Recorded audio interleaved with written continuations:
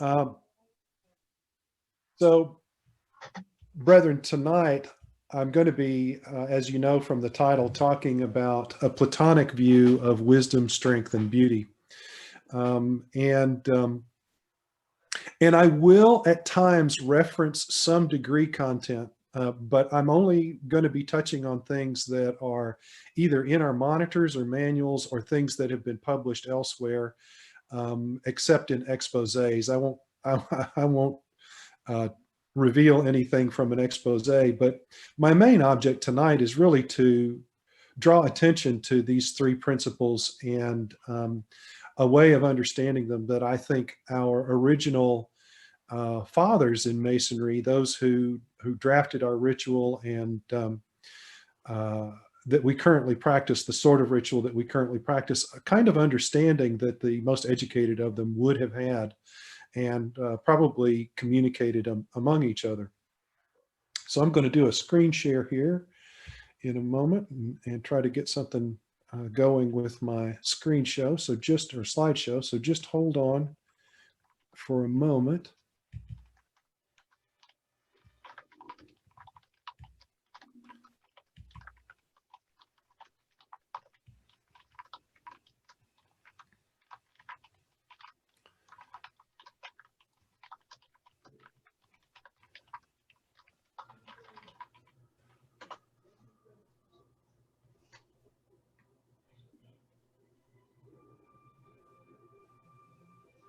All right, getting closer.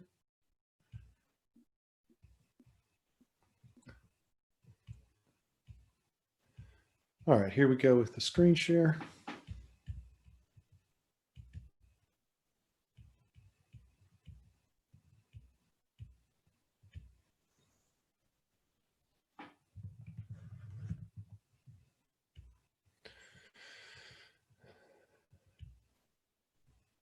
And I think everybody should be able to see then my title slide. The General Ahimon Raison in Freemason's Guide, like the official lodge monitors and manuals of many Grand Lodges, has this to say: the Masonic Lodge, bounded only by the extreme points of the compass, the highest heavens, and the lowest depths of the central abyss, is metaphorically supported by three great pillars, which are denominated wisdom, strength, and beauty, because there should be wisdom to contrive, strength to support, and beauty to adorn all great and noble undertakings.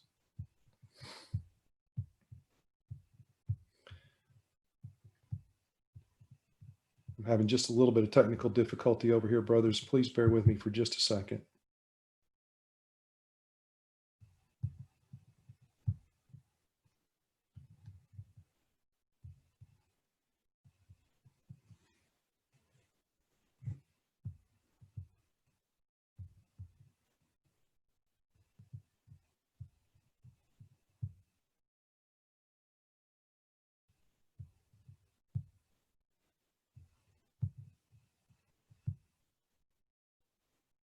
Yeah, I've got some problems over here for just a second. I'm going to stop the screen share and ask for your patience to hold on for just a second.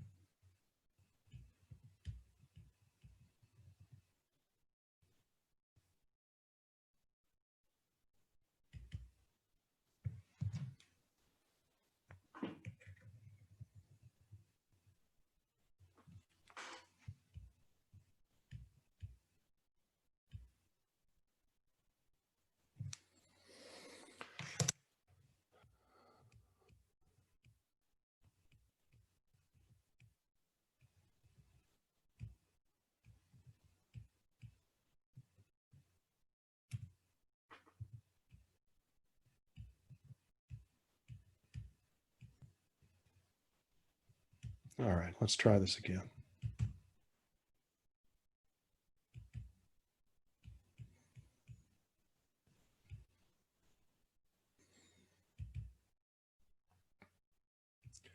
Here we go.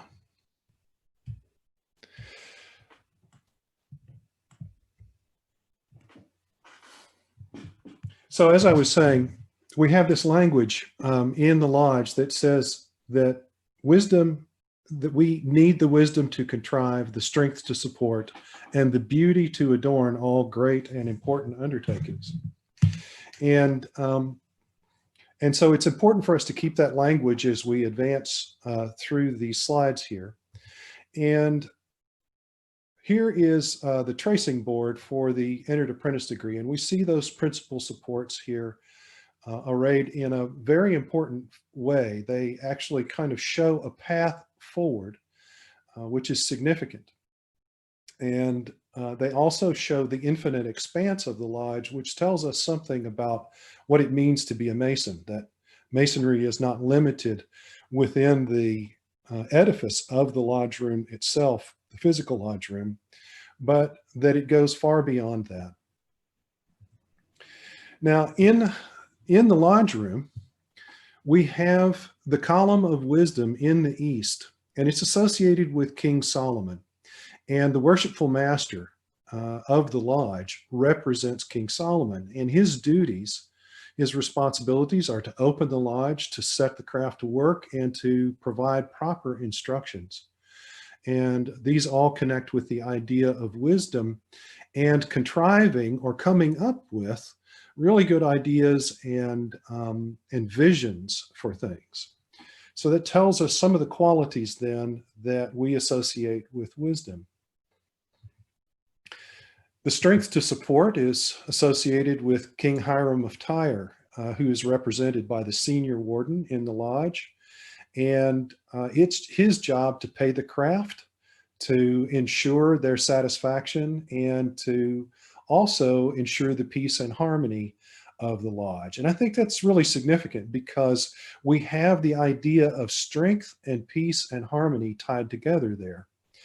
And the idea that it takes a certain amount of strength in order to establish and maintain peace and harmony, but also that peace and harmony are a great source of strength. And that's not often a way we think of strength, but it's definitely part of the message that we get in Masonry, just from the ritual itself.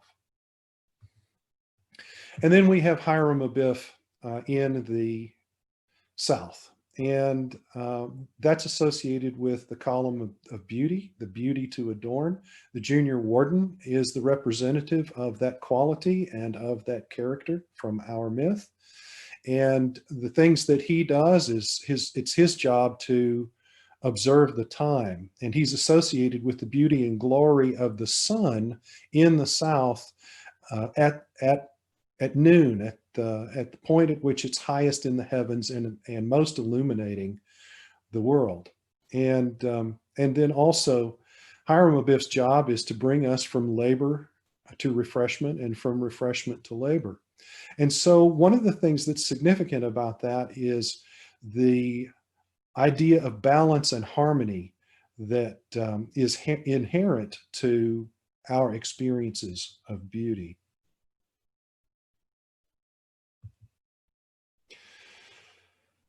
Now, if you'll look at this selection of quotes here, one of the things that is being pointed out is how clear it is in a Masonic context that wisdom, strength, and beauty are first and foremost divine attributes. We think of them as human qualities or maybe virtues, but they are actually meant to represent first and foremost divine attributes, that they actually tell us something about the nature of the divine and how the nature of the divine is present in creation. I think that's important as we move forward. They also implies that there's an uncommon understanding that we need to have. Divine attributes are not something that most of us can easily understand. And if we talk about the infinite and the omnipotent and the all, These are things that transcend our ordinary abilities to think. And so if we're going to really understand them, then we will need to employ some extraordinary ways of using our consciousness. And that's why we're going to turn to Plato. I need to give a disclaimer about Plato and Platonism before I go further here. I want to make it clear that I don't think that that everything in Masonry is all about Plato. I'm not a Platonist, although I deeply appreciate Platonic philosophy and find a lot in it that resonates with my own experience. But I think we can get too easily siloed into a particular way of looking at things.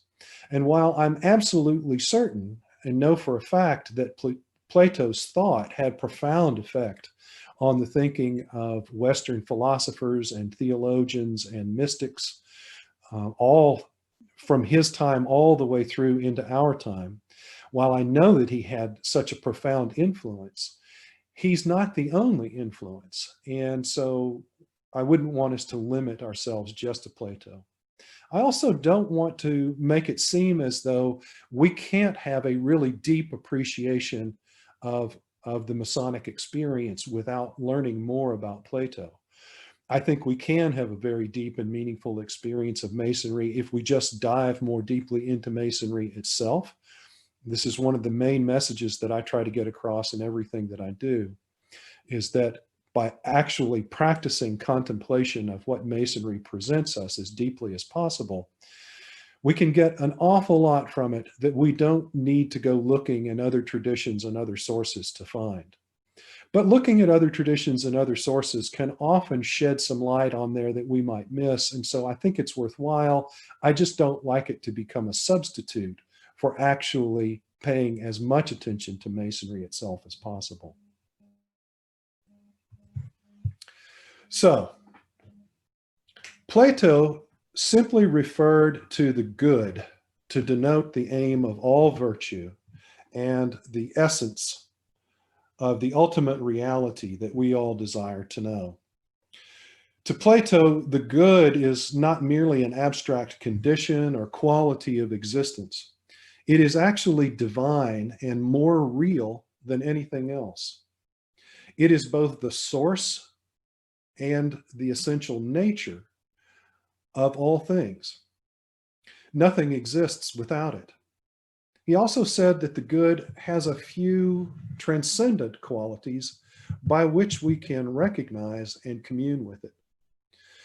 Several centuries later, the Neoplatonist Plotinus asserted that Plato's form of the good is equivalent with God, and clarified that the transcendent qualities of the good are truth, beauty, and goodness, an idea that carried through to the famous Christian theologian Thomas Aquinas. Thus, there are three essential qualities. These are the three essential qualities of everything that we aspire to experience, to know, and to do. And each one contains or requires the other two in some measure. So the Greek term for truth is aletheia, and that literally means non-concealment. Aletheia thus speaks of that which is knowable, but also that which reveals itself. And the term agathos, for good, connotes the significance or excellence of a thing or person, and can be philosophically understood as the goal or purpose of something or someone. Kalos is the Greek word for beauty, and it's usually translated as beauty or health, excellence, strength, and goodness. Perhaps here you can begin to appreciate the interconnectedness of these three qualities, that one cannot be found without some measure of the other two. In Plato's book, Republic, in human terms, the quality of goodness is most discussed in terms of justice. A good society or a good person is just. So to distinguish the transcendental quality of goodness throughout the remainder of this presentation, we will use the term justice. So how do we do the work of developing more wisdom, strength, and beauty in our lives and in the world around us? Plato says we must study and practice, those two things. So what studies and what practices should we engage? You'll notice here that we've got these three columns. At the top are our Masonic terms, and then the Platonic terms, and then the studies and practices that Plato prescribed for each of these domains. With strength, the study is ethics. That ethics is what makes a society and an individual strong. For an individual, we would be talking about virtue, and that's very much a Masonic thing. The practice is religion. Now, from a Platonic perspective, we wouldn't limit the idea of religion just to the doctrines and the liturgical practices of a given faith. That religion is that sense of right and wrong that binds a society together. Those values and ideals that they hold in common with each other, and that they all aspire to serve, whether they do so well or not. They still hold them as the standards by which everything should be judged in their society. You can see kind of the basis of law there, in fact, and we know that many of our laws have come from religion. And you can see that we've got these three nice columns here that put all these things together. Art, of course, for beauty and aesthetics is fairly easy to understand. And it's worth noting that in Freemasonry, we definitely emphasize the importance of art. Architecture is itself an art form, and building is itself an art form. We also talk about in the 7 liberal arts and sciences, for example, there's a very beautiful thing about music in that portion of our ritual and the importance of music. And then, of course, science is about trying to understand what is true. And what is true definitely contributes to our wisdom. I mean, without having the ability to distinguish the truth from falsehood, then we will be lacking in wisdom. And I think that's a great lesson for our times, for sure.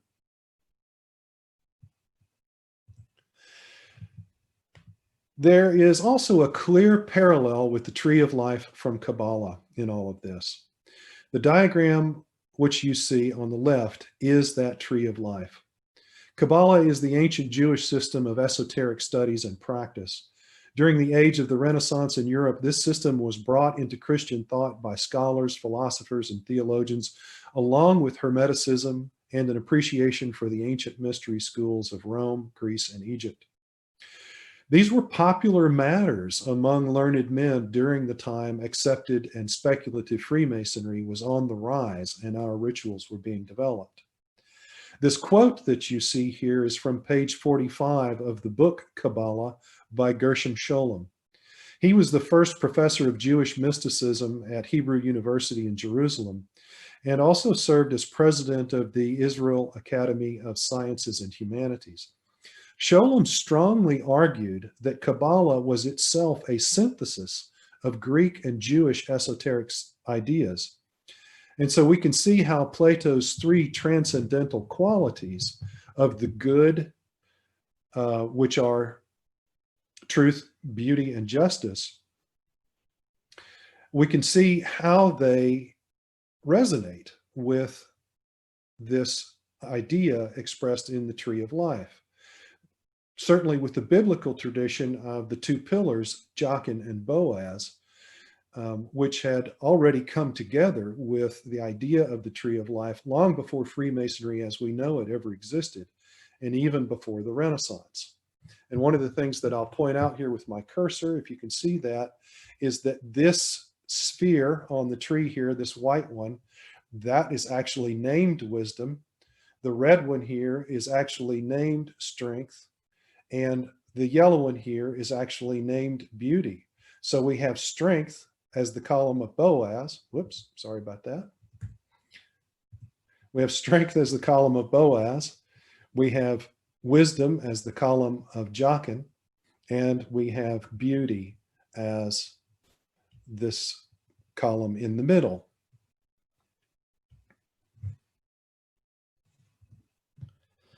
So here's our previous chart of the three columns, now showing the connection with the pillars on the Kabbalistic tree of life. And we are now ready to make them a bit more symbolic by doing what Masons love to do, and that is to use architectural symbolism. Now that we have these three columns representing the three fundamental attributes or transcendental qualities of the divine and their corresponding studies and practices, let's look at how they're actually present in our lodge rooms. Here they are, arranged in exactly the same manner as on the Kabbalistic tree of life. And our chart, and the chart that we were looking at from before. And we see them in this order when we're looking from the south toward the north. And I think this is significant because the sun is in the south when it is at meridian height, the time when it provides the greatest illumination. Metaphorically speaking, that means we're looking from the perspective that gives us the clearest view of things. Now, recall what our ritual says about peace and harmony being the chief strength and support of all well-regulated institutions, and how the process of opening and closing is very much a demonstration of that ideal in action. Think about the repeating lines of communication between the three officers, ensuring that even though they have different roles and responsibilities, they're nonetheless acting as an integrated and well-coordinated unit. In this interconnectedness of the essential three officers, we can see the integration of the principal supports connected with them, as well as the unity of the three transcendent qualities of Plato's form of the good. But also recall that these qualities are not just human virtues, that to begin with, they are divine attributes, and that where we find one of the qualities, we must also find the other two in some measure. Now, as I was meditating on that, the question arose in my mind, how can we visually represent that interconnectedness? And in that meditation, the first thing that came to me was to construct a square, allegorically representing these three qualities in both their divine or heavenly location and their worldly or earthly reflections, as above, so below. Then, to illustrate that where there is one quality, we will also find the other two, I drew lines from each above to the other two below, and from each below to the other two above. It's an interesting diagram for many reasons, and I wonder if you see what I saw the first time I looked at it.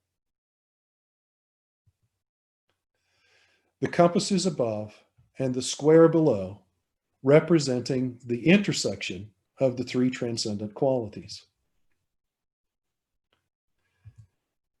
Now, this is a nice bit of visual razzle-dazzle that arose during my meditation, and it helps me drive home a point. But I'm not claiming that this was the original thinking behind putting the square and compasses in this arrangement.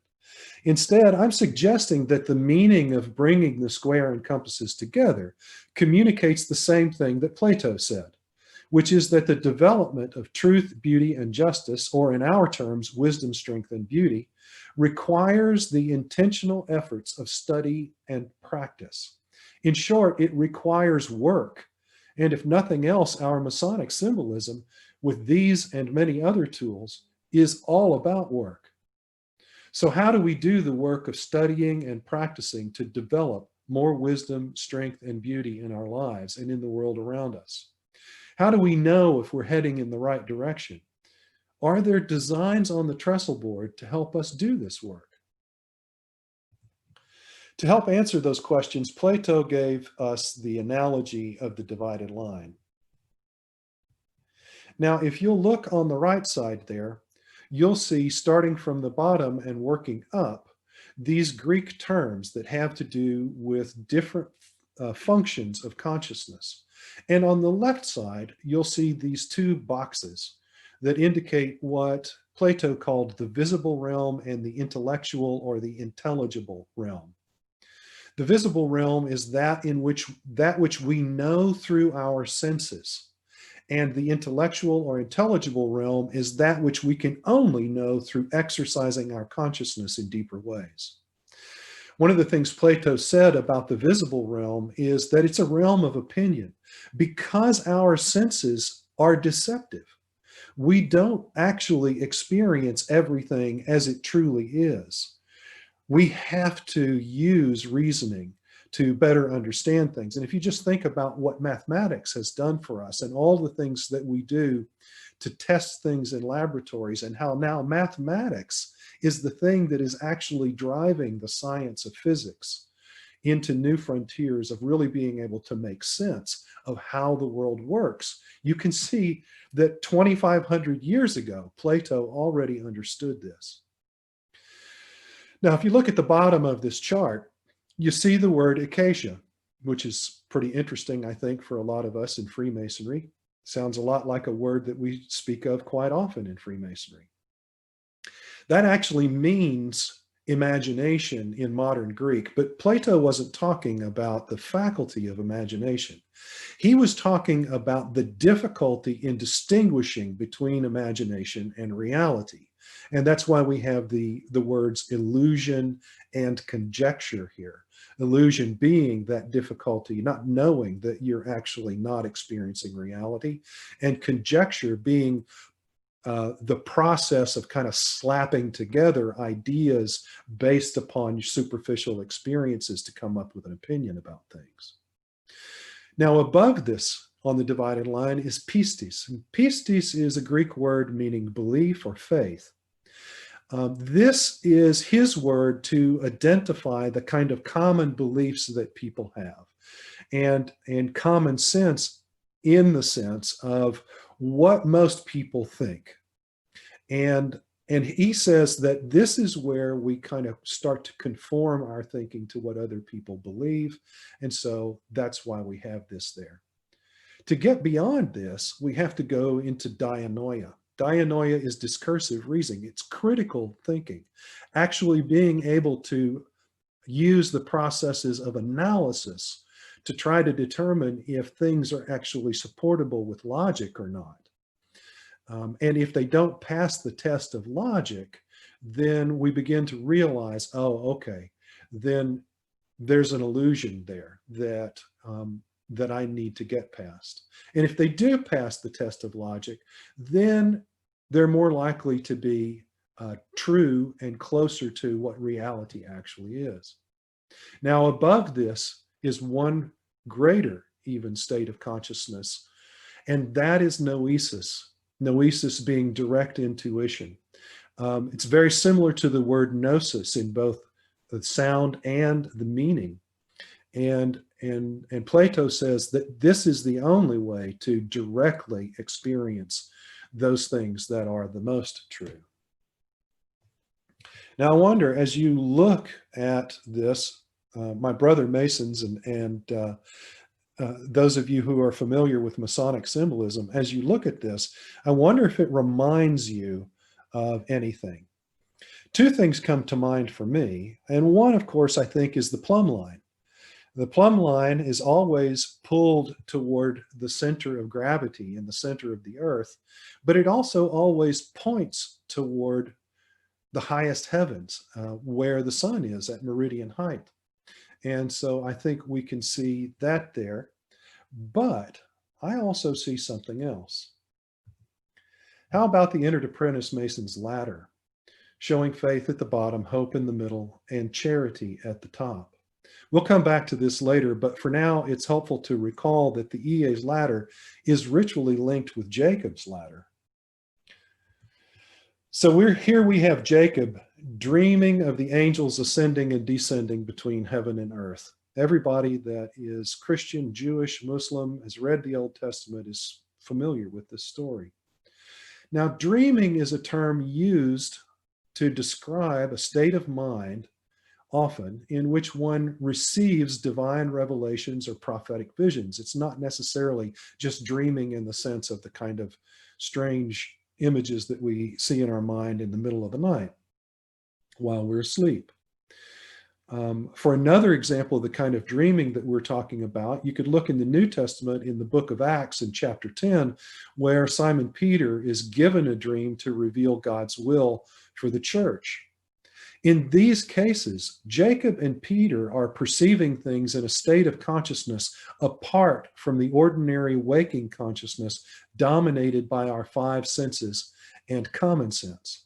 In Platonic terms, they are experiencing things in that highest part of the intellectual or intelligible realm. They're experiencing noesis through the figures, through the imagery of their dreams.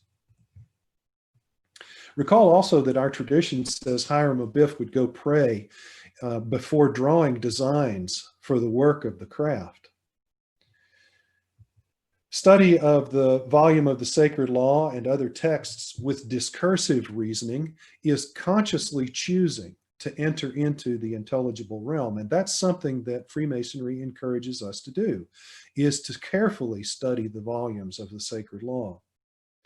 The prayer of silence, opening to intuition, inspiration, consciously entering the intelligible realm or the intellectual realm, and choosing to open to direct intuition, is a very powerful form of spiritual practice. And all of those things get our ordinary ways of thinking out of the way to make room for the reception of unusual or extraordinary understandings of things. So what is the ultimate expression of wisdom, strength, and beauty, or truth, beauty, and justice? If we're actually opening ourselves up this way, what is it that all of this work leads us to? Masonry, both operatively and speculatively, is about building wise, beautiful, and strong things in this world. For operative Masons, those things are actual buildings like temples. For speculative Masons, those things are relationships like friendships, families, and communities, everything from the local to the global, and also our relationship with the divine. The fact that we are focused on building better relationships perfectly aligns with the Platonic idea that love is the supreme means by which we know and express truth, beauty, and goodness, which may help us understand more about why we place the theological virtue of charity above all others. The Ahimon Raison says, charity is the chief of every social virtue and the distinguishing characteristic of Masons.